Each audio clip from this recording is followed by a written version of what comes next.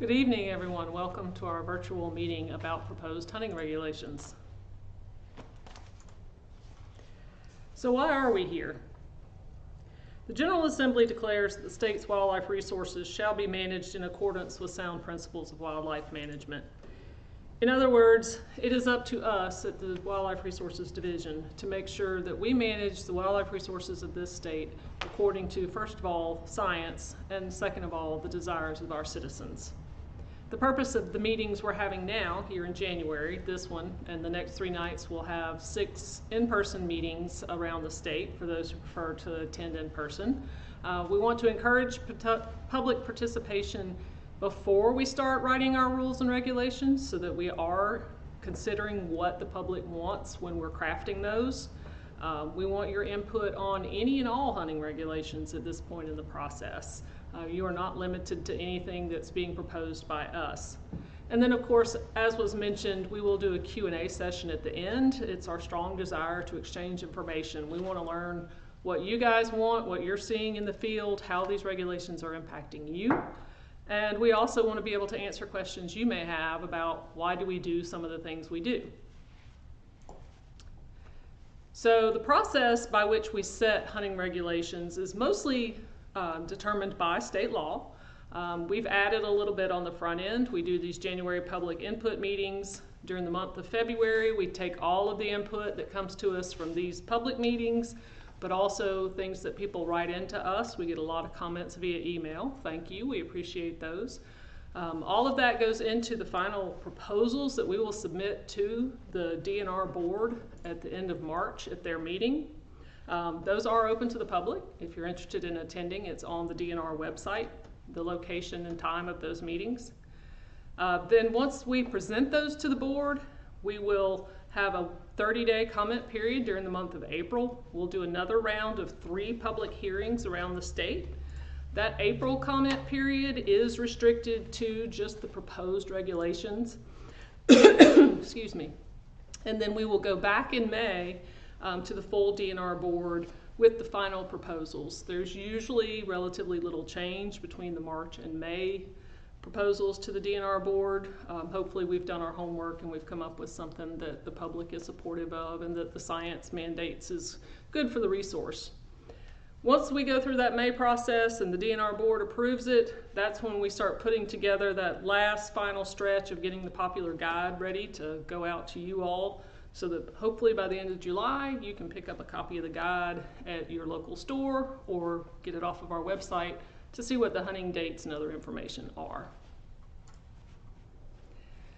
So why are we talking to you guys, and what are we thinking about when we develop these proposals?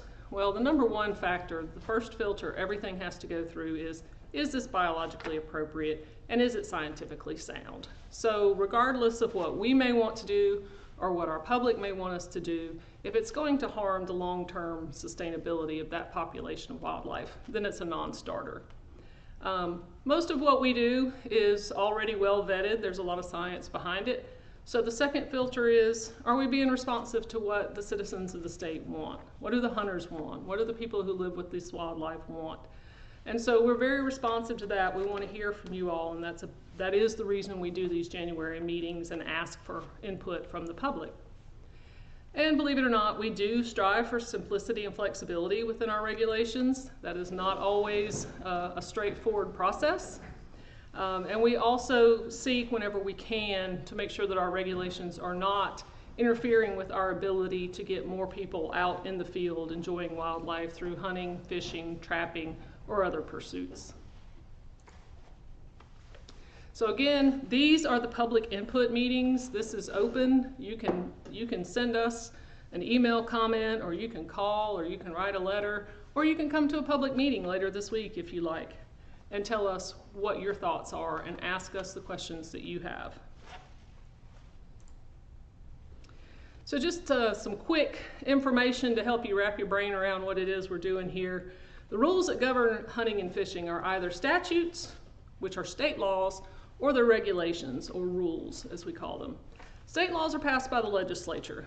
Those are the men and women that all of us have elected to go to Atlanta and represent us. The DNR board and the WRD agency, we don't have any control over that. That is an elected official process.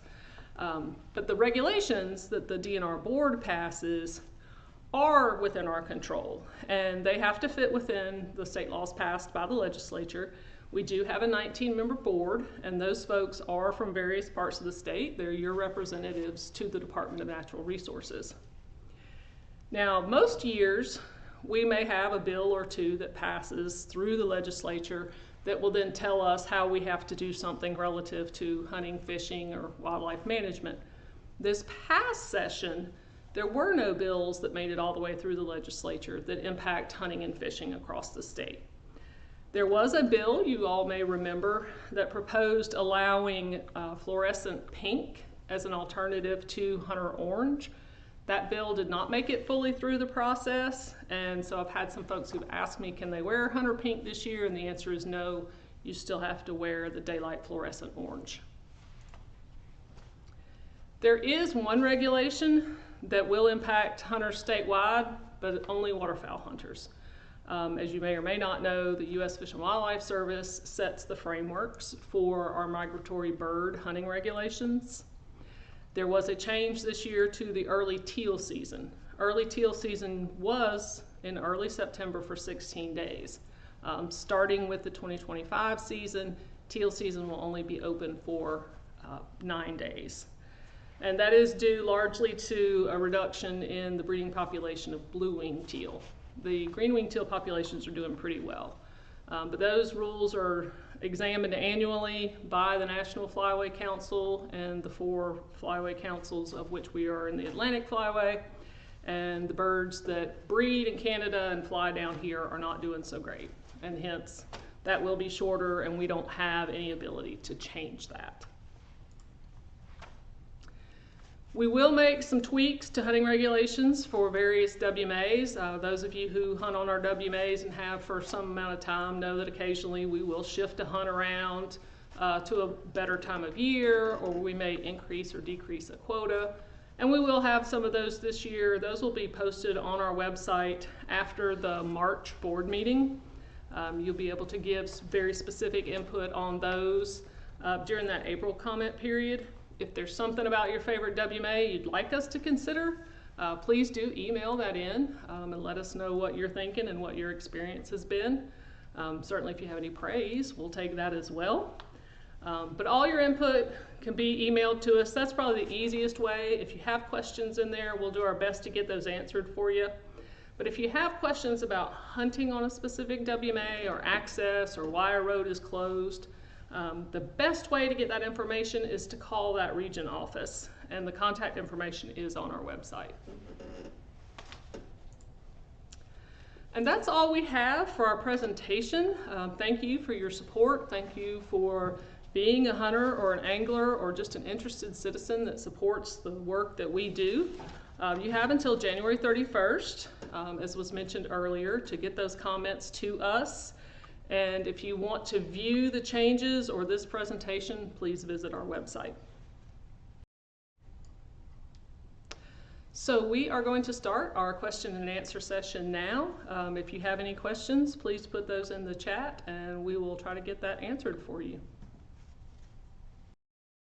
Hi Jason, just want to let you know we're going to drop a response to your question in the chat. If anyone else has any hunting related questions that they'd like to share, please go ahead and do so. Hi Harry, to answer your question regarding the year-round raccoon season, we have not gotten any feedback on that one way or the other here at the department, but if you have any thoughts or comments you'd like to share, please do send those to gm.comments.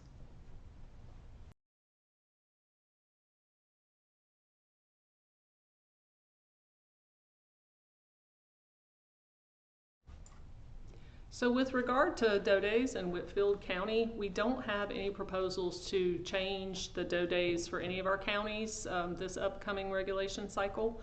But if you are having issues with too many deer on any property, we strongly urge you to reach out to our Deer Management Assistance Program. You can get that information from our website or by calling any of our offices, and we can get you hooked up with one of our DMAP biologists who could help you find out what options would be available for you to address the deer numbers in your specific area.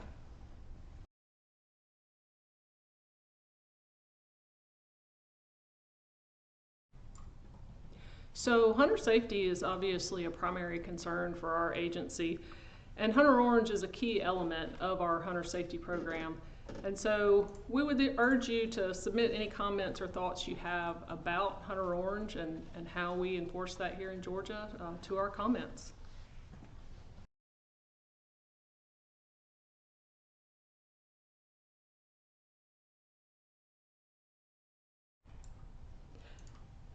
So there is going to be a county added to the Southwest Extended Archery Zone.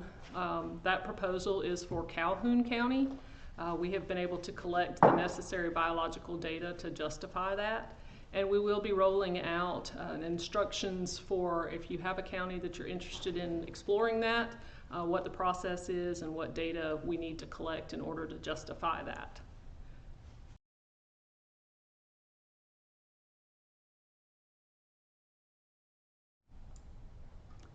So with regard to the turkey season, we do not have any changes proposed for this upcoming regulation cycle relative to the length of the season or to the bag limit. It takes a few years to really see the impact of a regulation change, and so we'd like to get a couple more years under our belt to determine what, if any, impact the changes we recently made have had on our turkey population. Thanks everybody. Those of you who joined us this evening, we really appreciate it. If you can attend one of our in-person meetings, or if you have friends and family who might want to attend an in-person meeting, we have those dates and locations up for you guys to see. They're also published in the front of our hunting guide, or you can find them on our website.